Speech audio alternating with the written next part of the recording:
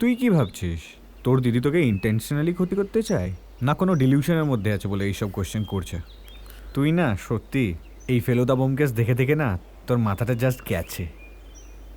এখন তুই সব কিছুকেই সন্দেহর চোখে দেখা শুরু করে দিলি। তোর পায়ের সাথে সাথে না তোর মাথার ঘিলুটাও গেছে। এসব কথা দিদিকে জিজ্ঞেস করলেই তো হয়।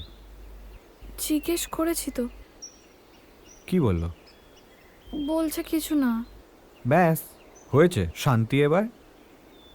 শোন না, আমাকে এখন বেরোতে হবে, মানে আমার একটু কাজ আছে।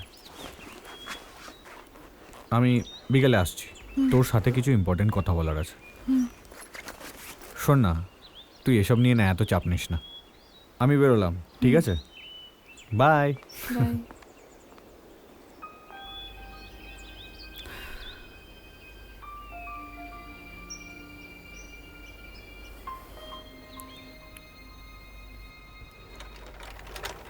দিদি, কি ভাবছিলি?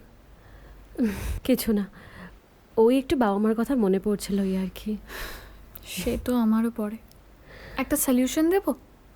কি? একটা ভালো ছেলে দেখে বিয়ে করে নে। এমনিতেও তুই প্রেম করিস না আমি জানি, আর তুই জীবনে প্রেম করতেও পারবি না। তুই বল, আমি ম্যাট্রিমোনিয়াল সাইডে অ্যাডভার্টাইজমেন্ট দিচ্ছি। এই শোন, তোকে না তো পাকা পাকা কথা বলতে হবে না, বুঝলি? সেই আমি ভালো আছি, আর তাছাড়া তুই আমার সাথে আছিস, আমি আর কিছু চাই না।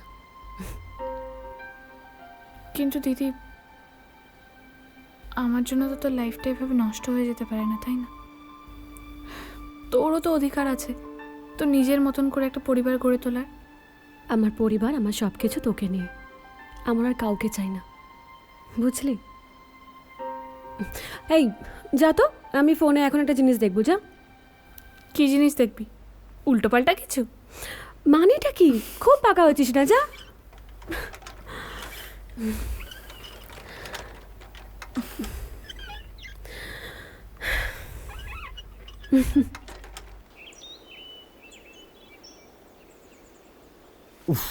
আজ জানিস প্রচুর চাপ গেছে ক্লাসে। কেন?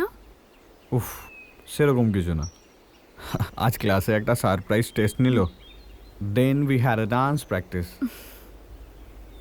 ও সব কথা ছাড়, তুই বল, এই ভুলভাল চিন্তাগুলো মাথা থেকে নামালি তো নাকি? হ্যাঁ, সারাদিন ভাবলাম, তারপরে বুঝলাম কি আমিই ভুল ভাবছি। দেখ, দিদি আমাকে ছোটবেলা থেকে মানুষ করেছে মা বাবা মারা যাওয়ার পরে। ও কি আমার কোনো ক্ষতি চাইবে বল? আমার মনে হয় না। ও তো আমাকে ভালোবেসেই ছোটবেলা থেকে মানুষ করেছে। যদিও বা আমার ওর পুরো কথাটা বিশ্বাস হচ্ছে না, কিন্তু ও যদি আমার থেকে কিছু লোকায়ও, সেটা নিশ্চয়ই আমার ভালোর জন্যই লোকাচ্ছে। এই তো বুদ্ধি খুলেছে।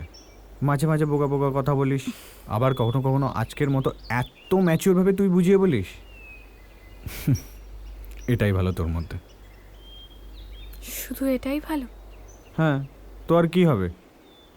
শোন না, তোকে একটা কথা বলার ছিল, মানে আমি তোর সাথেই প্রথম শেয়ার করছি। I am in love. কার সাথে? গেস। শ্রীপর্ণা? কিন্তু তুই যে সকালবেলা বললি যে তোরা দুজন শুধু বন্ধু, এক বেলার মধ্যে প্রেম হয়ে গেল। আরে সকালে বলিনি, কারণ সময় ছিল না এসব কিছু বলার। আর তারপরে ভাবলাম তোকে এসে একটা সারপ্রাইজ দিই। তুই শকড হলি না? হ্যাঁ, খুব শকড হয়েছি। দেখ না, আমার হাত পা কাঁপছে। তুই শিওর তুই ওকে ভালোবাসিস? মানে এটা ক্রাশ বা ইনফ্যাচুয়েশন না তো?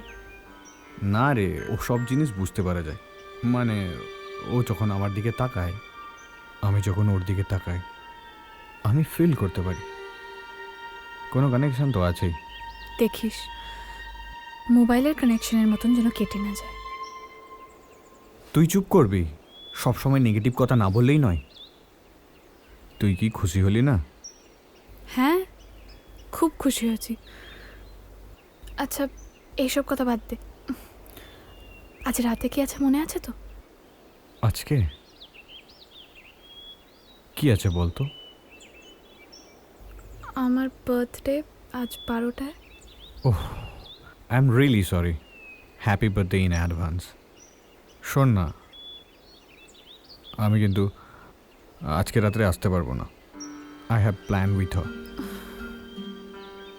ফিধু, ওই শ্রীপর্ণার সাথে। বুঝতেই তো পারছিস, প্রথম রিলেশনশিপ। আর যদি ফার্স্ট ডেটটা মিস করি না, ও প্রচণ্ড দুঃখ পাবে। Hope you understand. আমি না তোর জন্য গিফট পাঠাবো, ওকে? শোন না, আমি বেরোলাম।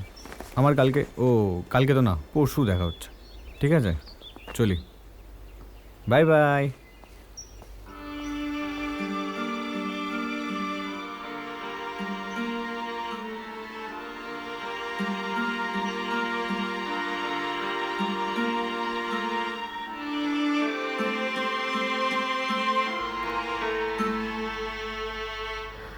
কি রে, কি ভাবছিস?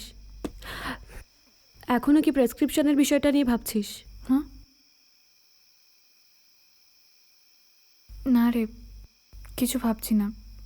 একটা ডিসিশন নিলাম। কি? এই যে আমি কোনোদিন বিয়ে করব না। আমি জানি মানুষ প্রেম ভালোবাসা করে কোথাও যায় না, এগুলো শুধু লোকজনকে অন্ধকারের দিকেই ঠেলে দেয়। আমি এইসবের মধ্যে নিজেকে জড়াবো না। দিদি, তুই সবসময় আমার সাথে থাকবি তো? আমি তোর সাথেই থাকতে চাই।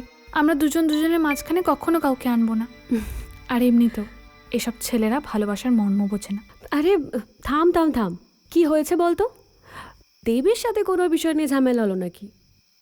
না, ঝামেলা তার সাথেই করা যায় যে মানুষটাকে ভালোবাসি। আর এটা একদিক থেকে হয় না। আর ও যদি আমাকে সত্যিই ভালোবাসতো, তাহলে আমার বার্থডের দিন অন্তত অন্য কারোর সাথেও। আচ্ছা, এবারে বিষয়টা বুঝলাম। আচ্ছা দেখ ঋতিকা, তোদের দুজনেরই বয়স এখন ছোট।